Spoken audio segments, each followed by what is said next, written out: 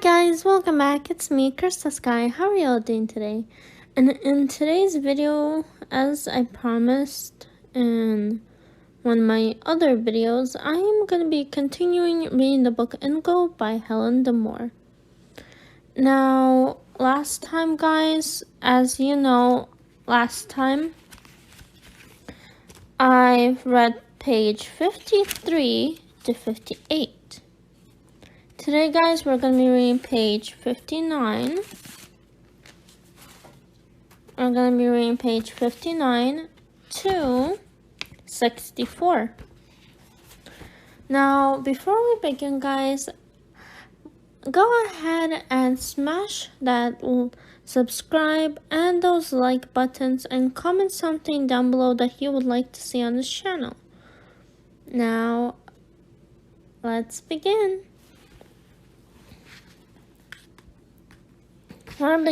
Let's begin, guys, where we left off last time, which was on.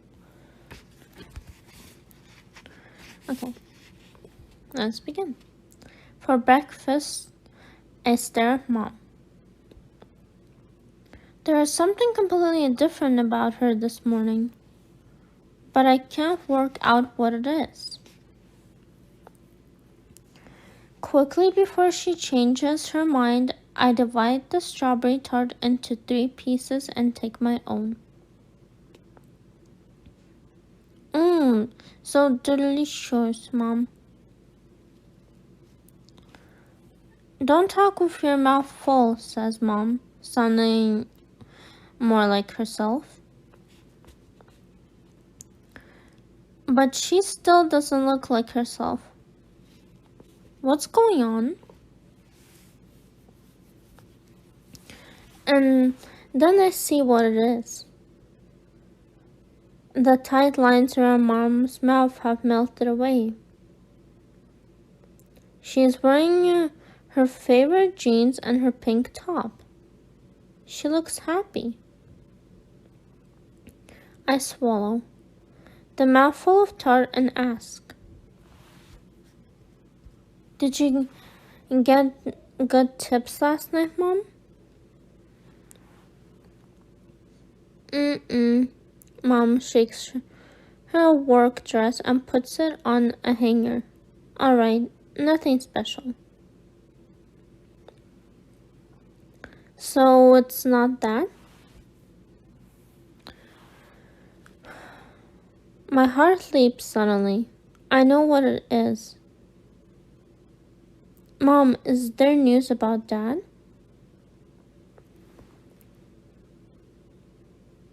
Mom's face changes. Sapphire, if there was news about Dad, I would tell you both straight away. I wouldn't keep it from you, but there isn't, and... What, Mom? Mom's face struggles. Even if there was news, even if they found something, it wouldn't be good news. You know that, don't you? That's why we had the memorial service. You mean you want me to forget about Dad?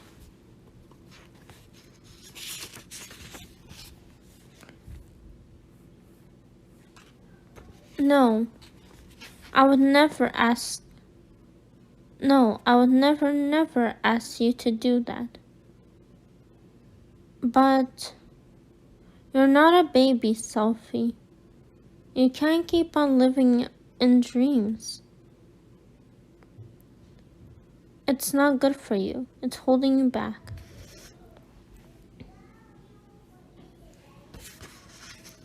She starts ironing again, and the subject of Dad is closed. I wish I hadn't said anything. The lines are back around Mom's mouth. Quietly, I make myself a cup of tea and start on the washing up from last night. After a while, Mom says, Guess who we had in the restaurant last night, Sophie? I don't know, I say dully. But that doesn't stop, Mom. A party of divers. They're exploring up this way looking for wrecks. They might call in here at the weekend. Oh.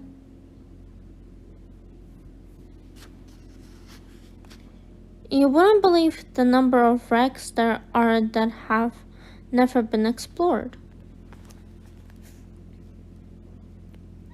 I know, Dad told us about it. Your father never went diving, says Mom.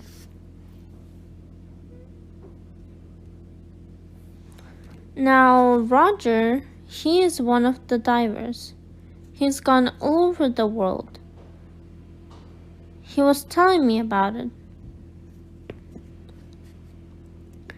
They have senior equipment and everything. He's discovered wreck sites in the West Indies and off the coast of Spain and all over.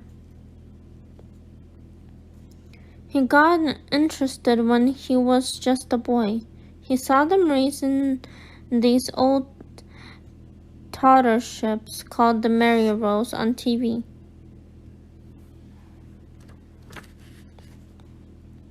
And they showed how the divers worked. That got him thinking. He made up his mind he was going to be a diver. The iron hisses as Mom attacks one of Connor's shirts. He had ambition, she goes on. He knew what he wanted to do with his life. He didn't mess around. Dad didn't mess around. Mom turns to me with the iron in her hand.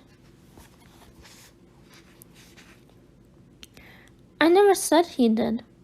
I was talking about Roger. I wish you wouldn't be so touchy, Sophie. Anyway, Roger was telling me about how they're planning to explore the coast down here off the boons. You didn't tell him about our cove, did you, Mom? For heaven's sake, Sapphire, it's not your own private cove.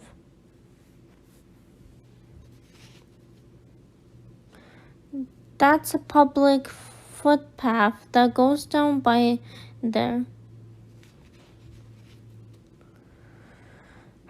I know, but nobody ever uses it except us, and people who live around here. Usually, there is no one down there except me and Connor.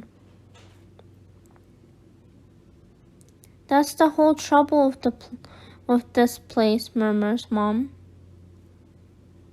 seizing her iron down the seams. Nobody does, as I am concerned, and they're welcome here too. It's good to see some different faces. I do wish you would be more friendly, Sophie. You're like a sea urchin. Sea anomium. If anything comes close, you shut yourself up tight. That's how sea anomias survive, I point out. But you do it to me too, Sophie. And I'm your mom.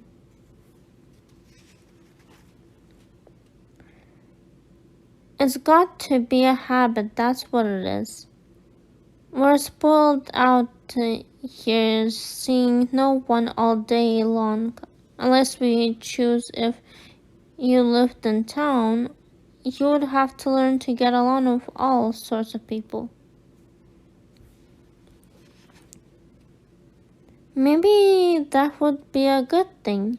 You can't stay in a little world of your own choosing forever. Mom, we're not moving, I burst out. Connor and I have a secret fear that Mom plans to move us all into St. Paris close to her work, so that she can keep an eye on us. She keeps saying how much we would enjoy the surfing and how many nice shops there are and how good the school is.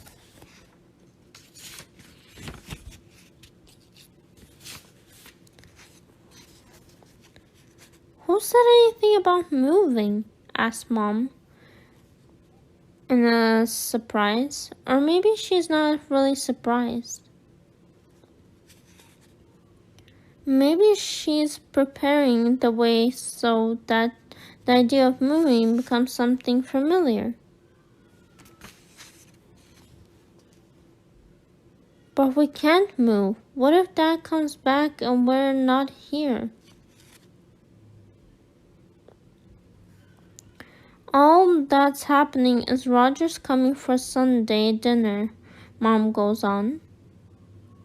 I have got my day off then. You will like him, Sophie. He is very nice. Just him? Well, just him this time, says Mom, bending over the boarding and guiding the iron very carefully.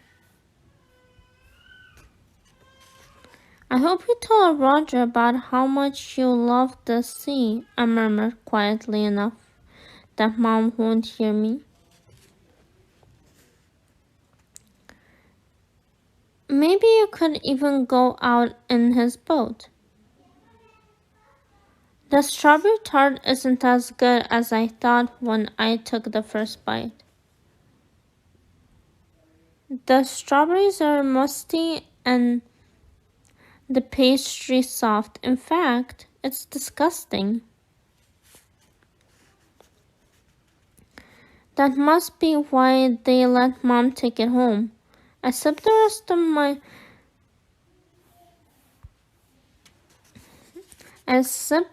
my slice into the bin and covered it with potato peelings.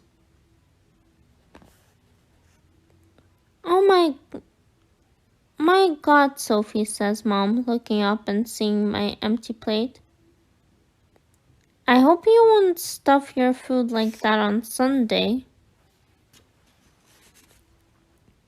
Don't worry, Mom. I'll do my best to impress Roger, I say.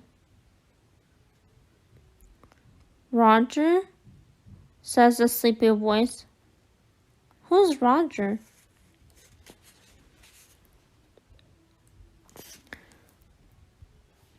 Connor appears with his debit wrapped around him.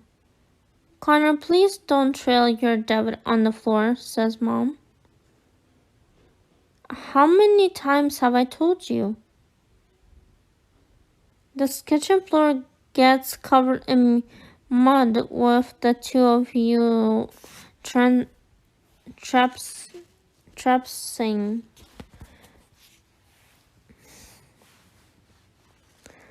In and out all day long. Sophie, what time did you go to bed last night?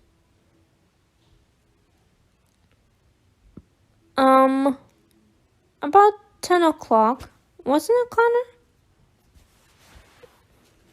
Yeah, about that.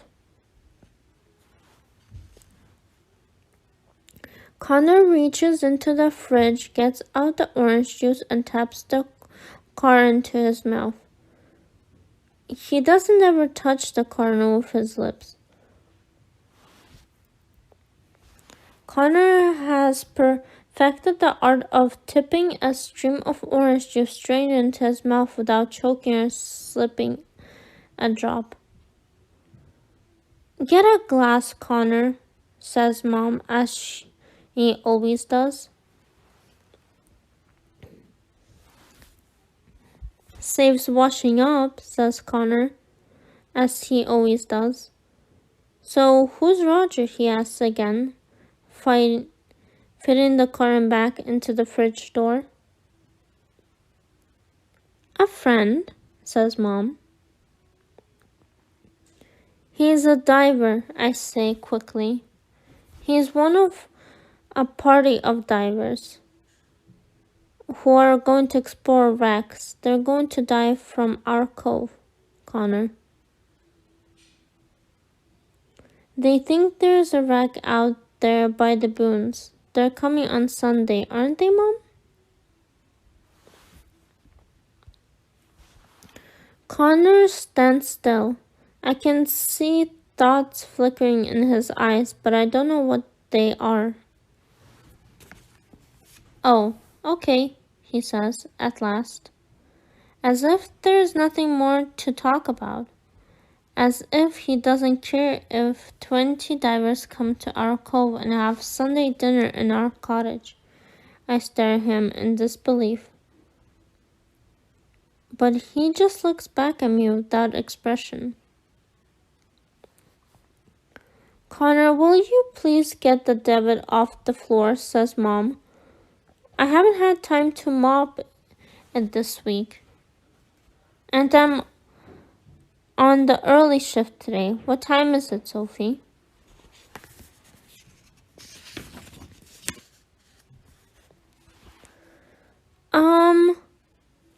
I look at my wrist and it still says 7:05. But there's the radio clock winking, 8:52. Nearly 5 to noon, Mom. Oh no, I have got to get going. Connor, we need eggs and potatoes today. 12 eggs, and mind you check there's not cracked ones.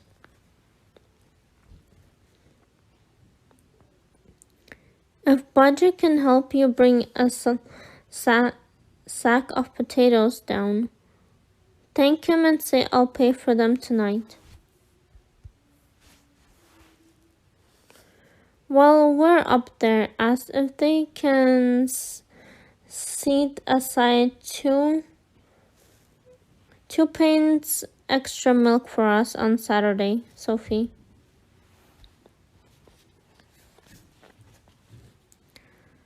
Put your debit cover and Connor's in the machine. Put them on hold on, guys. Program 4, and don't forget to hang them on the line.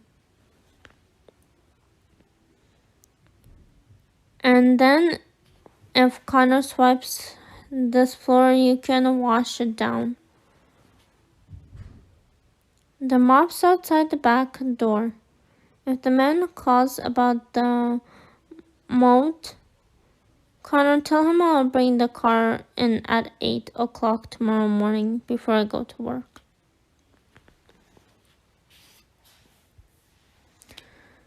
Now then, there's plenty of bread for sandwiches. Use up the rest of that chicken and you can take crisps and a Kit Kat each. I'll be back at 6 tonight. Mind you, clean your teeth properly, Sophie. You're seeing the dentist soon. Yes, ma'am, says Connor, slanting.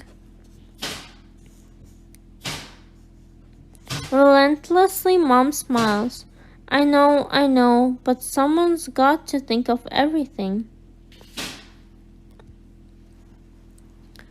Okay, Mom, I echo. Suddenly, Mom stops in her rush from ironing board to fridge to door. She stands and looks at us, really looks at us. Come here, both of you, she says. Connor shuffles forward in his bed. I hang back. Alright guys, so that was our other page that we have read, 59 to 64, guys. I hope you enjoyed that. Honestly, I honestly enjoy reading this book for you all. I honestly enjoyed.